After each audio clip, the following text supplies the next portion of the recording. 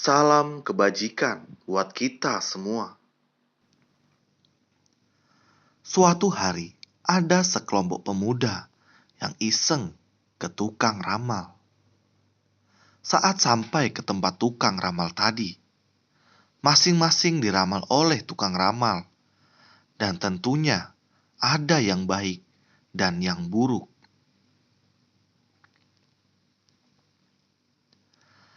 Mereka yang diramal baik tentunya akan bahagia. Sedangkan yang diramal buruk akan mengalami kesedihan. Salah satu dari kelompok anak muda itu diramal bahwa hidupnya saat ini akan kaya raya, tetapi kehidupannya singkat. Anak ini menjadi kalut. Di satu sisi ada kebahagiaan, dan di sisi lain muncul kesedihan. Kejadian seperti di atas bukan hanya dialami sekelompok anak muda dalam cerita,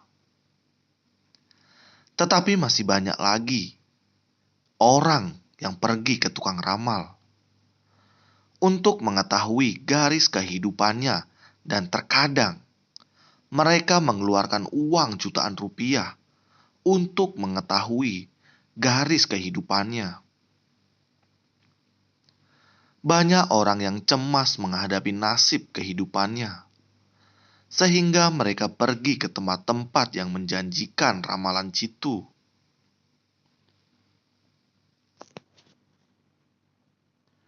Percaya pada nasib, baik atau buruk, sangat umum di kalangan masyarakat.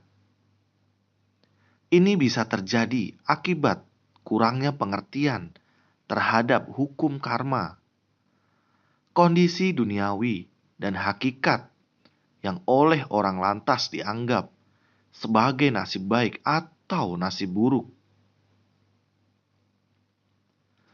Sang Buddha mengajarkan kepada kita bahwa hasil yang baik datang dari sebab yang baik,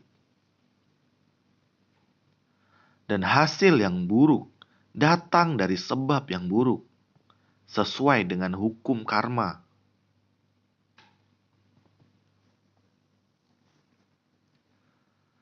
Ketika orang menghadapi hasil yang buruk akibat perbuatan jahatnya di masa lalu atau sekarang, ia semestinya tak mengambing hitamkan nasib buruk.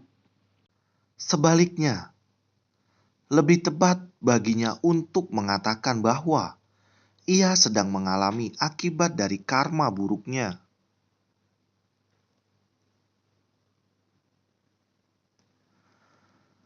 Dengan pengertian seperti ini, pengertian tentang nasib akan bergeser ke pengertian yang sebenarnya. Dengan cara ini pula, ia akan memahami bahwa ia yang bertanggung jawab atas segala kebahagiaan dan ketidakbahagiaannya sendiri, berdasarkan seberapa baik dan seberapa buruk dalam bersikap di kehidupan ini. Tidak ada yang disebut nasib. Pilihan ada di tangan kita sendiri.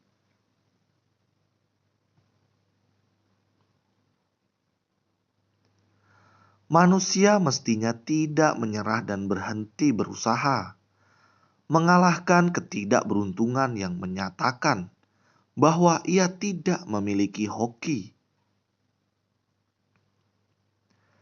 Ia juga mesti tidak membiarkan dirinya menjadi korban kepercayaan seperti itu yang akan menghalangi kemajuan material dan spiritual.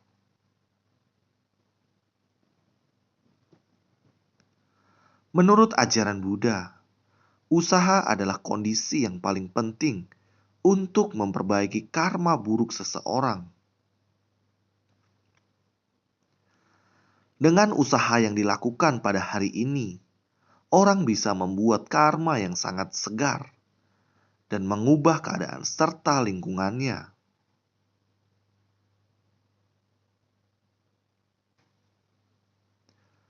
Selalu ada kemungkinan seseorang untuk mengubah karmanya sendiri. Jika kegagalan disebabkan ketidakefisienan, kurang pengalaman, atau kemalasan, ia harus berusaha memajukan dirinya sendiri dengan mengatasi kegagalannya tanpa menyalahkan bintang-bintang, setan, atau roh-roh.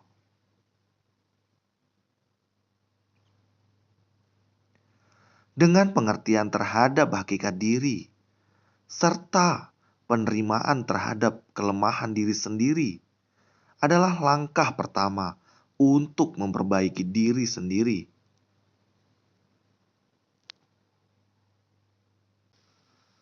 Apa yang disebut dengan nasib yang tak terelakkan atau takdir yang tak dapat diperbaiki itu tidak ada dalam ajaran Sang Buddha.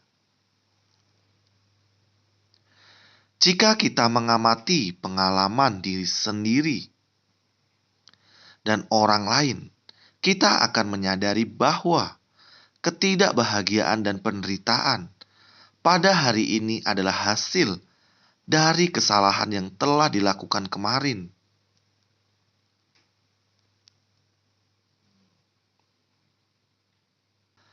Manusia bukanlah sekedar seperti pion di papan catur, kekuatan universal yang tak mampu dikendalikannya.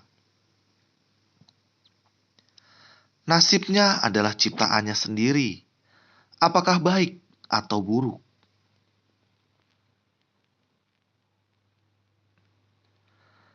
Manusia menciptakan nasibnya sendiri dengan pikiran, kata-kata, dan perbuatannya sendiri. Tidak ada kesempatan untuk sembunyi dari konsekuensi perbuatannya. Karenanya, manusia adalah pembentuk kehidupannya sendiri saat ini dan di masa mendatang.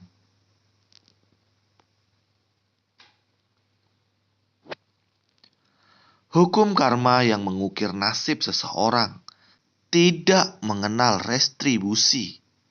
Tidak ada motif untuk menghukum dalam hukum agung universal tersebut.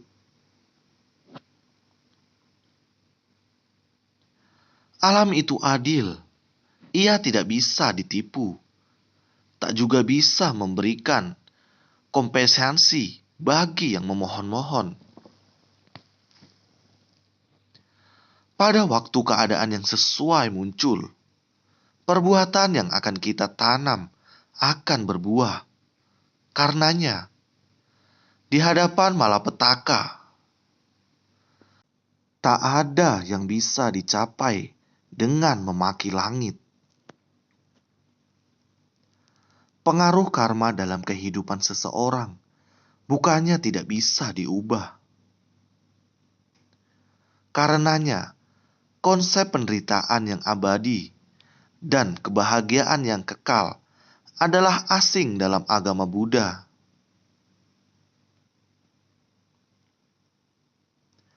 Semua jenis kehidupan dalam lingkaran kelahiran dan kematian adalah tidak kekal. Hanya setelah kita keluar dari keberadaan yang relatif di dalam samsara dan telah mencapai nibbana, barulah kebahagiaan abadi kita sadari.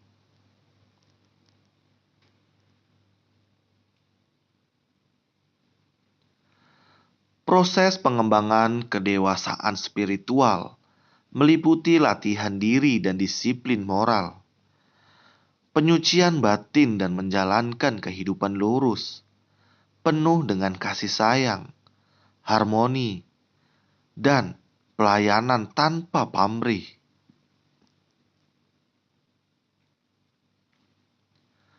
Berbagai agama memberikan interpretasi yang berbeda berkenaan dengan bagaimana penyelamatan dari penderitaan dimungkinkan. Dalam agama Buddha, seseorang bisa diselamatkan dengan cara menjalankan hidup yang sesuai dengan hukum karma, moral universal, dan dengan mensucikan pikirannya. Ia sebenarnya bisa membentuk nasibnya tanpa harus bergantung pada kekuatan di luar dirinya.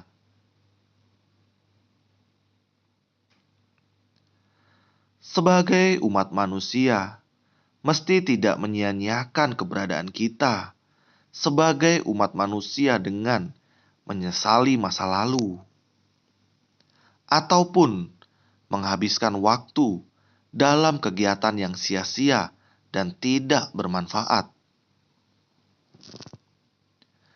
Sikap hidup seperti itu cuman akan membuang kesempatan untuk menyadari tujuan sebenarnya dari hidup ini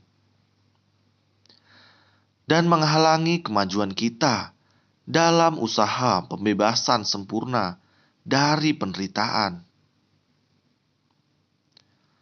Tak ada yang bisa disebut nasib kecuali efek perbuatan kita di masa lalu.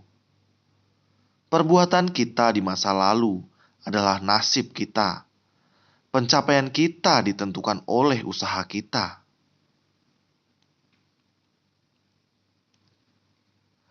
Usaha kita dengan demikianlah adalah nasib kita. Usaha kita yang dulu dan sekarang, jika berlawanan, adalah seperti dua ekor kambing yang berlaga.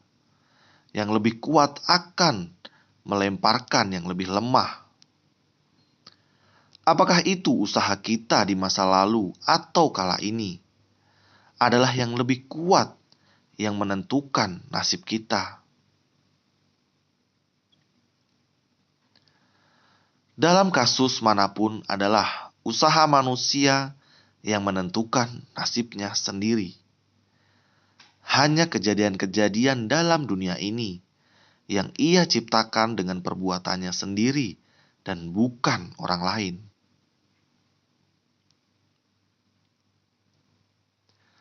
Karenanya, seseorang harus mengatasi nasib buruknya sendiri dengan usaha yang lebih baik di masa sekarang.